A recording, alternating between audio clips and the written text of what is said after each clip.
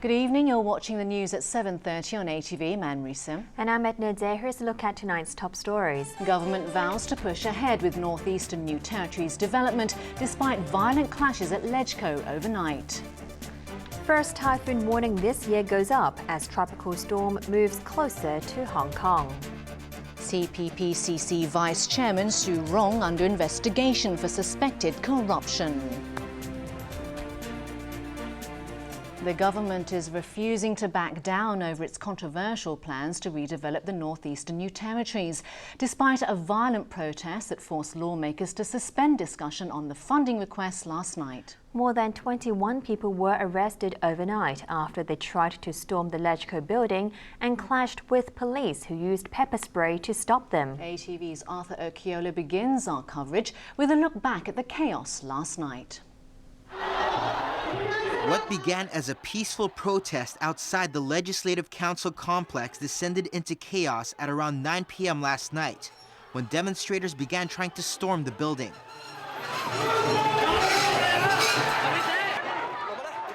They reacted angrily to news of Finance Committee Chairman Leung's decision to end the filibuster by refusing any more amendments during the debate inside.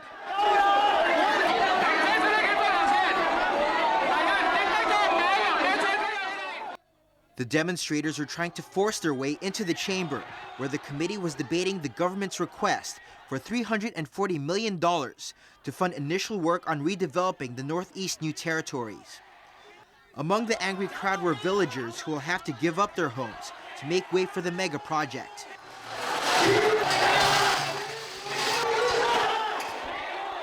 The protesters pulled apart barricades in their attempts to force their way through.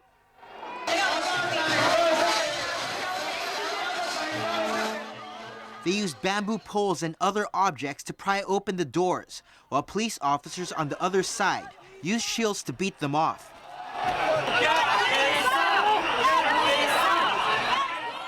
At one point, protesters used a metal barricade as a battering ram to smash through the fire exit at the side. That's when police resorted to using pepper spray.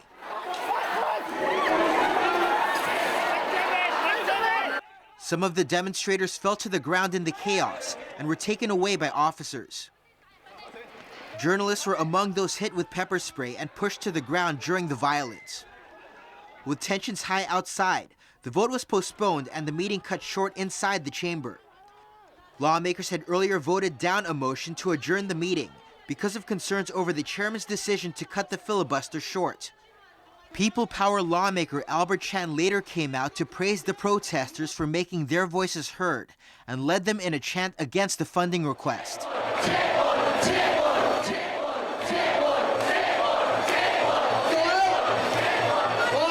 But despite the appearance of pan-Democrat lawmakers calling for calm, the demonstrators refused to leave. It was the first time since moving to its new headquarters at Tamar in 2011 that the legislature was forced to suspend a meeting because of security concerns. Arthur Okiola, ATV News. The police commissioner and Lejko president have both condemned last night's violence and promised those responsible will be punished. More than 100 demonstrators had to be removed from the Lejko compound overnight, and some of them are accusing police of using excessive force. Here's Arthur Okiola. At around 2 a.m., more than 100 demonstrators remained camped at the protest area outside the Lejko building. After they ignored a request from the Lejko Secretariat to leave, police began clearing them out.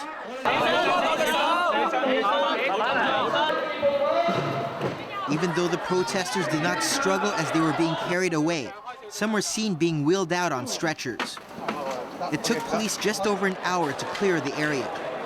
There were several arrests, mainly for assault and obstruction. But as those who were arrested last night were released this morning, some of them accused police officers of abusing their power and assaulting them after they were taken away. This demonstrator said he was hit on the head when he was already being held in a police van. This protester claims he was slapped and spat on while being detained. The two showed off scratches and bruises, accusing officers of being violent even as they were cooperating. they're considering legal action. The city's police chief said he was still waiting for a full report, but would look into the accusations. But Police Commissioner Andy Tsang condemned the violence and insisted his officers had only used necessary force. He pointed out that the demonstrators were using bamboo poles and metal barricades to force their way into the LegCo building, and that was dangerous. He called on people to express their views peacefully without breaking the law and promised to take action against those responsible for the violence. This morning, the barricades were back up outside the LegCo building, but there were still signs of last night's damage. These included a meter-long crack in one of the glass panels and broken door handles out front.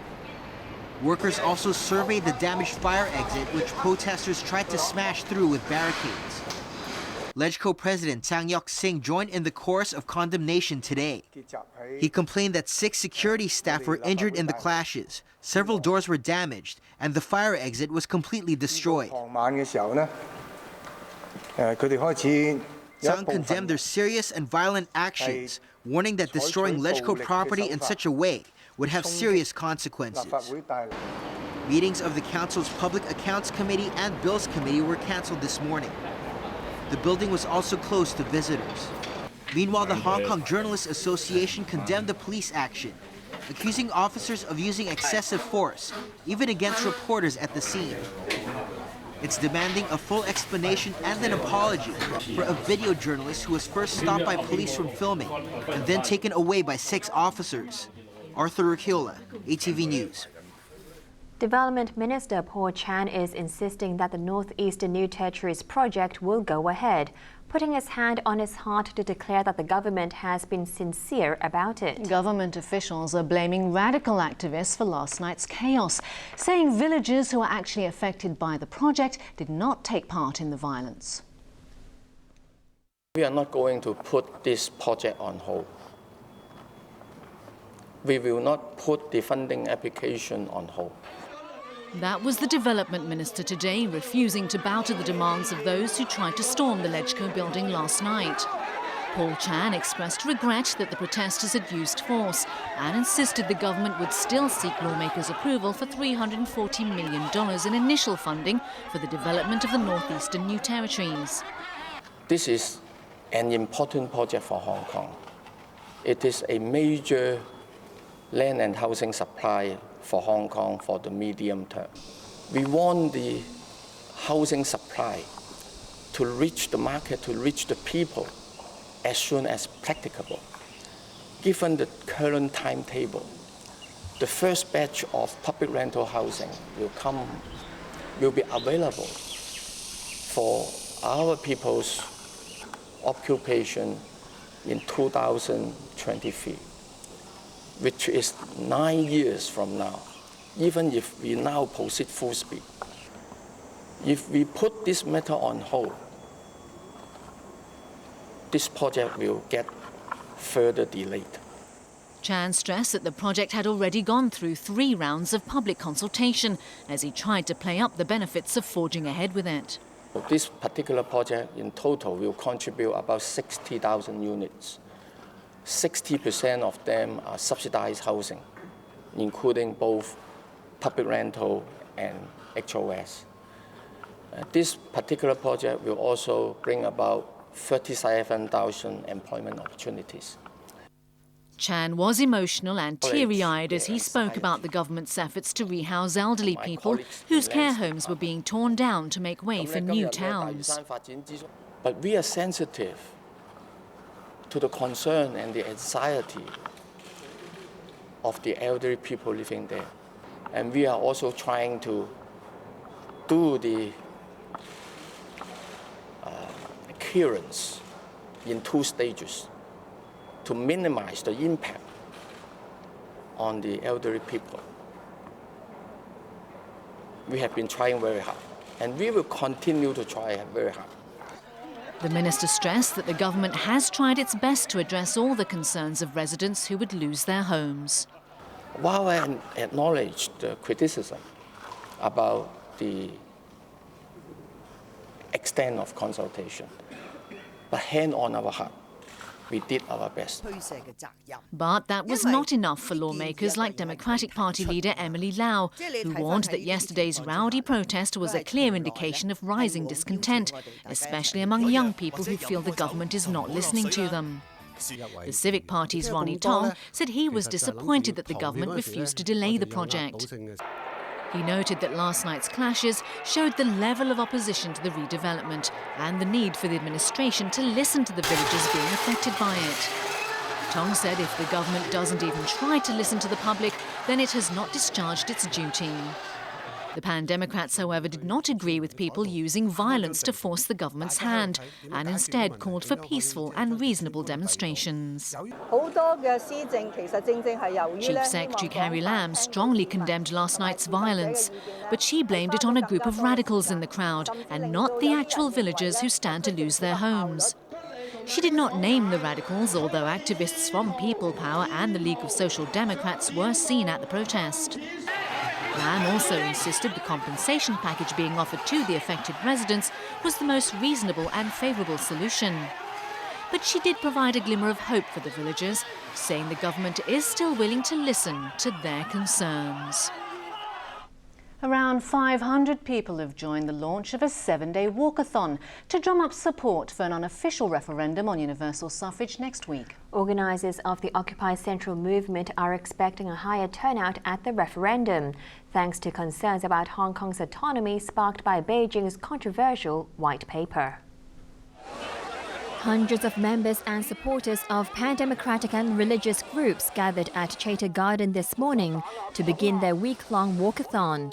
Among them were Catholic Church leader Cardinal Joseph Zen and Democratic Party founder Martin Lee.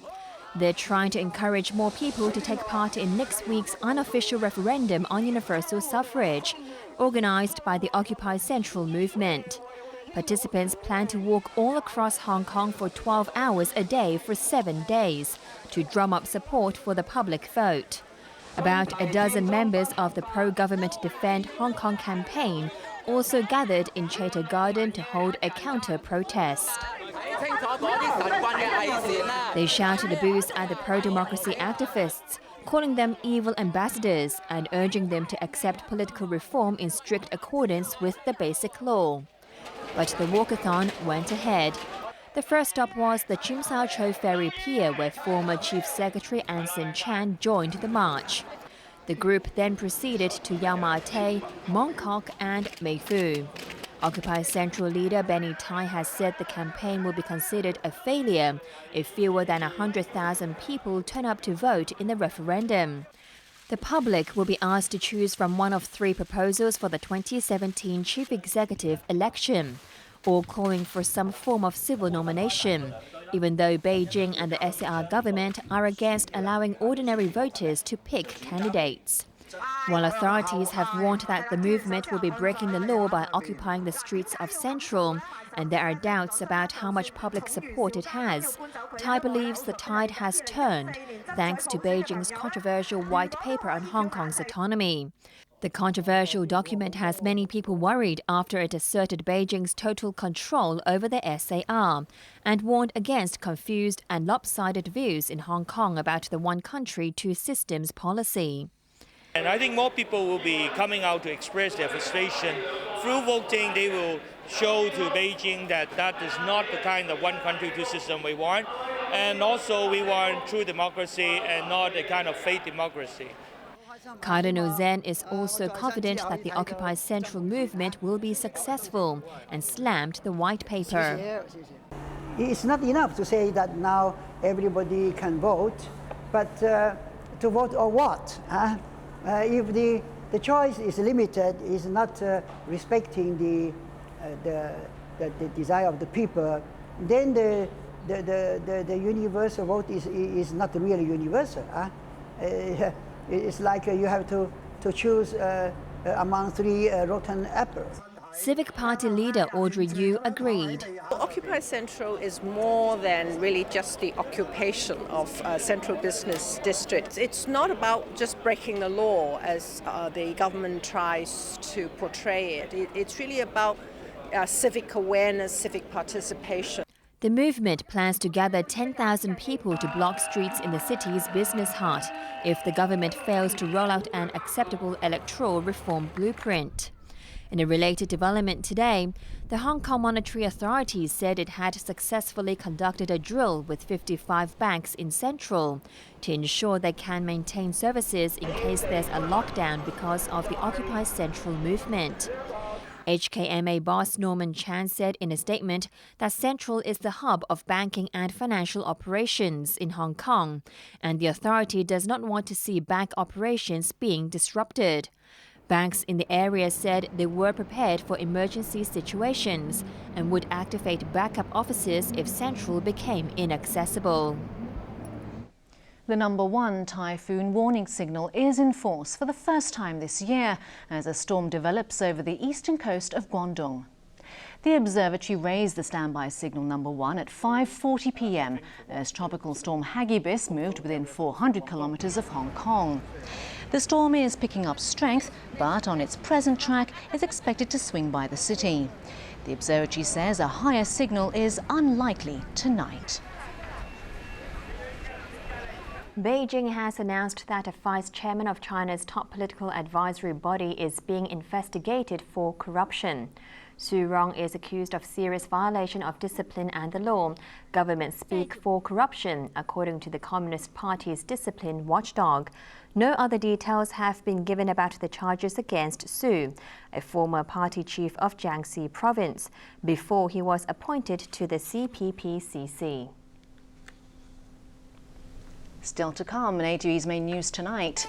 Hong Kong mothers stage flash mob event to defend breastfeeding in public. Spain thrashed 5-1 by Holland in World Cup stunner.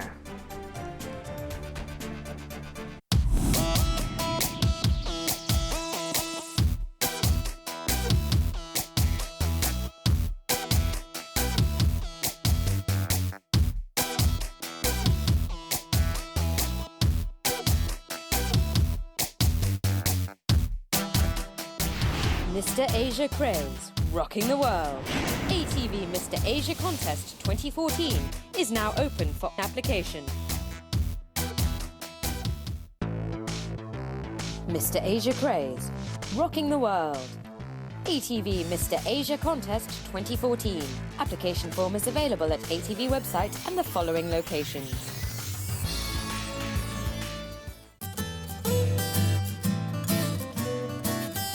Love it? Say it! Discover the latest and the hottest trends in Japan.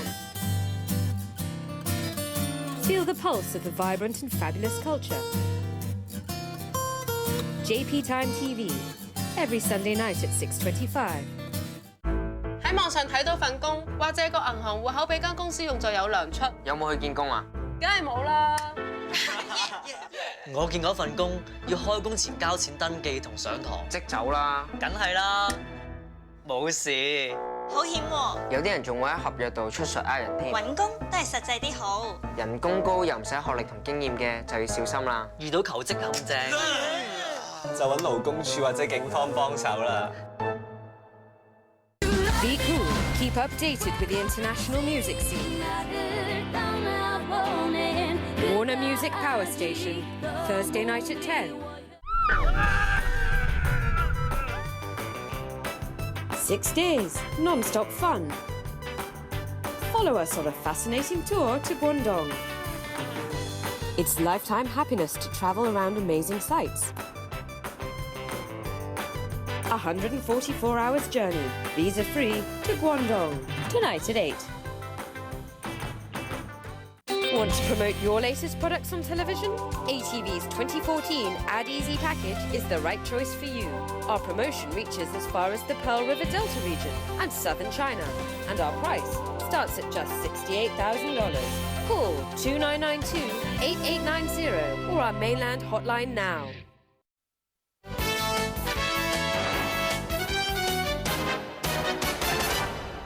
Health Minister Ko Wing-man has also hit out at what he called the dangerous and violent behaviour of protesters at Lechco last night. He expressed hope the Occupy Central movement will not be marred by similar chaos, but gave an assurance that hospitals will be prepared. ATV's Winner Wong reports. Looking back at last night's chaos at Lechco, Health Secretary Ko Wing-man described the conduct of the protesters as dangerous and violent.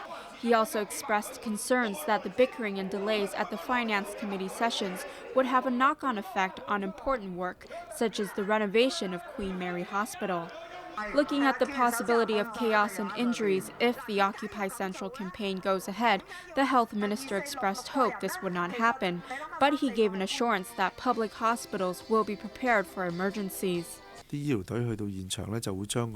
we receive a large number of patients at once, we will usually triage them before treatment, Ko said. He also welcomed the Medical Council's recent proposal to include more lay assessors in its hearings so that complaints against doctors can be handled faster.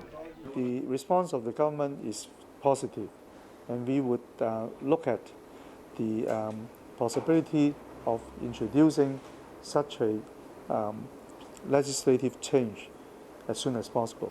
The Medical Council is trying to improve its watchdog services after it was widely criticized for taking 9 years to punish a doctor over the death of a celebrity couple's newborn baby. Winna Wong, ATV News. About 100 mothers staged a flash mob event in Tsim Sha Tsui today, demanding tolerance for breastfeeding in public. They want to remove the stigma against the practice and legislation to protect it. Here's Winna Wong. A flash mob appeared outside the cultural center in Tsim Sha Tsui this morning. But instead of singing or dancing, it was a group of mothers coming together to breastfeed their children. The Mama Milk Baby Alliance gathered about 100 mothers for the event, hoping to change laws and remove stigma against breastfeeding in public. Mrs. Mann complained that she often gets disapproving looks from people when she breastfeeds her 18-month-old son in public, even when she makes an effort to cover up with a scarf, and it makes her very uncomfortable. The group is asking the government to introduce legislation to protect breastfeeding mothers from discrimination.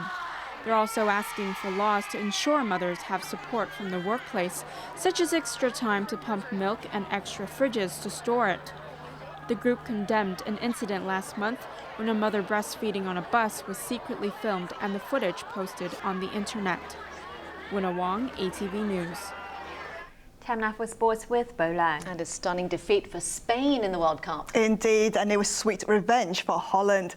World Cup holder Spain was destroyed by the Netherlands in a stunning 5-1 victory. Dutch fans celebrated in Brazil as the Netherlands thrashed Spain in a rematch of the 2010 World Cup final. A penalty kick by Xabi Alonso gave Spain the opening goal, but the reigning champions were then left shell-shocked by their rivals in the second half. Robin van Persie equalised with a brilliant header, and Arjen Robben put the Netherlands in front. Stefan de Vrij converted a free kick, and it went from bad to worse for the Spaniards as Van Persie netted a fourth. Robin then sealed the 5-1 win, completing Spain's humiliation. For Dutch fans, it was sweet revenge after Spain defeated Holland 1-0 in South Africa to become world champions. It was amazing. No one expected this. We beat it 5-1. Amazing. Fantastic victory. They dominated the game. We're going all the way. Also in Group B, Chile started their World Cup campaign with an emphatic win over Australia. Alexis Sanchez broke the deadlock for Chile with a close-range goal after 12 minutes, and moments later Jorge Valdivia made it 2-0. Tim Cahill pulled one back for the Socceroos with a header. But it wasn't enough as Chilean substitute Jean Bosé Shaw made it 3-1 in stoppage time. Mexico overcame the setback of having 2 goals controversially disallowed for offside in their rain-soaked Group A match against Cameroon. The Mexicans secured a 1-0 victory when Giovanni Dos Santos' shot was parried away and Oribe Peralta slotted in the rebound. Tonight, England begin their campaign against 4-time champions Italy. Roy Hodgson's side have been training hard in the heat and humidity at Manus's Arena Amazonia. England captain Steven Gerrard said the weather won't be used as an excuse if the game doesn't go their way. It's obviously warm. It's going to be a tough game. You know, Italy are a fantastic team and conditions are warm. But I think we're going to be fine. We're going to be able to cope. You know, as I say, preparation's gone really well. We're very fit and, in good condition, and we're really prepared and focused, and we believe we can cope in these conditions. England will have to put on their best performance if they want to beat the team who knocked them out of the Euro 2012 quarter-finals. In golf, Martin Kaymer has stretched his lead at the top of the US Open leaderboard. Germany's Martin Kaymer continued to dominate the US Open at Pinehurst Resort in North Carolina. The 29-year-old carded his second 65 in a row, which included 6 birdies and a lone bogey. Kaymer is 6 shots clear of the field on 10 under 130, the best 36-hole score in US Open history. His closest challenger is American Brendan Todd, who carded a total of 4 under 136 at the halfway stage of his first major. Kevin Na is a stroke back after chipping in a birdie in the 8th. Northern Irishman Rory McIlroy fired a second round of 2 under 68 to move 1 under on the leaderboard. The 2011 champion putted a bogey at the 10th and birdies at the 14th, 3rd and 5th holes. Reigning US Open champion Justin Rose carded a 69 to finish the day on 1 over. A look at the weather before we go. It was mainly fine and very hot today. Temperatures range from 27.8 to 33.5 degrees, while the relative humidity was between 47 and 61%. Winds were light to moderate north to northeasterly. Just a reminder that the #1 typhoon warning signal is now in force.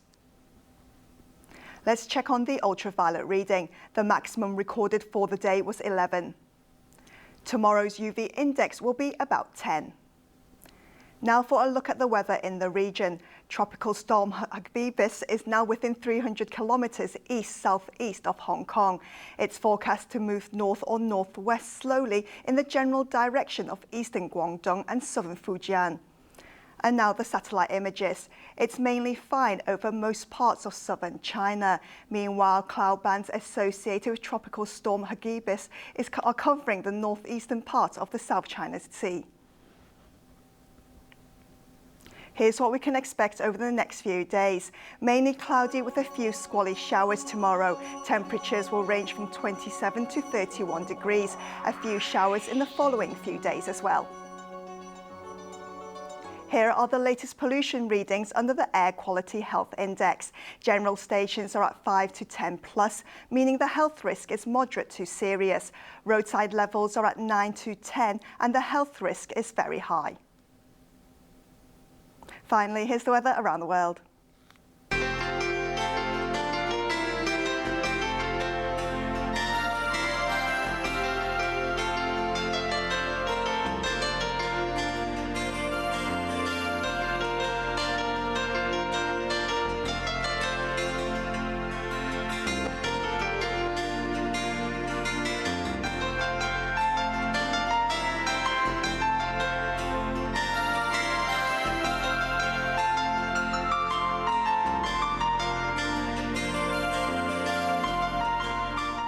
That's the main news for Saturday night. We'll have an update in 1 hour. I'm Edna. I'm Leung. And I'm Anne-Marie Sim. Thanks for watching ATV and enjoy the rest of your weekend. Good night. Good night.